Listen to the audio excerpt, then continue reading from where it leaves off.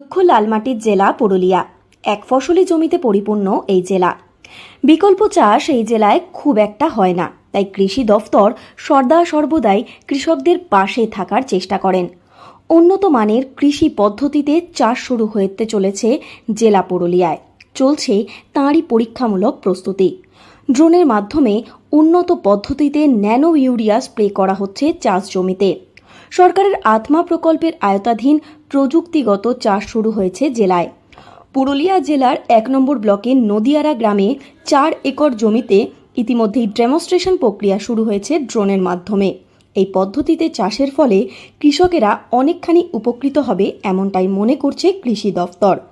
পুরুলিয়া ১ নম্বর ব্লকের সহ কৃষি অধিকর্তা তন্ময় সাহা বলেন, বর্তমানে কৃষিতে উন্নত প্রযুক্তি চলে এসেছে।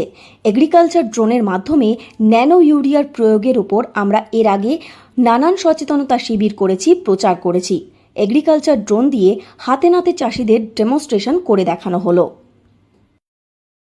কৃষিতে উন্নত প্রযুক্তি চলে এসেছে, তো এগ্রিকালচার ড্রোনের মাধ্যমে ন্যানো ইউরিয়ার প্রয়োগ, এটা আমরা বিভিন্ন জায়গায় সচেতনতা শিবির করেছিলাম, বিভিন্ন জায়গায় ডিস্ট্রিবিউশনও করেছি। এগ্রিকালচার ড্রোন দিয়ে এটাকে স্প্রে করে চাষিদেরকে হাতে নাতে দেখানো হচ্ছে যে এটা কিভাবে ওনারা স্প্রে করতে পারবেন। একদম উপকার হবে। এটা হচ্ছে আপনার ন্যানো ইউরিয়া একটা 500 ml একটা লিকুইড বোতলের মধ্যে আসে, যেটা এক প্যাকেট ইউরিয়া মানে 45 কেজি যেটা গ্রানুলার ইউরিয়া তার সমান। এগ্রিকালচার ড্রোন ছাড়াও যে কোনো স্প্রে মেশিন দিয়ে ওটা স্প্রে করতে পারেন। এ বিষয়ে পুরুলিয়া ১ নম্বর ব্লকের অ্যাসিস্ট্যান্ট টেকনোলজি ম্যানেজার অমিতাভ দে বলেন, আত্মা প্রকল্পের মাধ্যমে তারা উন্নত প্রযুক্তিতে ধান জমি চাষ করছে। এই পদ্ধতিতে চাষ করলে কৃষকেরা গতানুগতিক পদ্ধতির থেকে অনেক বেশি লাভবান হতে পারবে।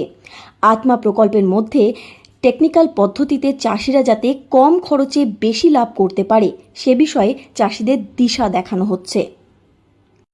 গতানুগতিক পদ্ধতিতে যে চাষ করে আসছে আমাদের পুরুলিয়া জেলায় চাষিরা, তার সাথে এটার টেকনিক্যাল যে পার্থক্য, সেইভাবে আমরা চাষ করার জন্য এই ডেমনস্ট্রেশন প্লটটা করেছি। এটা এসআরআই পদ্ধতিতে ডেমনস্ট্রেশন করা হয়েছে। এখানে আত্মা প্রকল্পের মাধ্যমে তাদের হাতে কলমে শেখানো হয়েছে।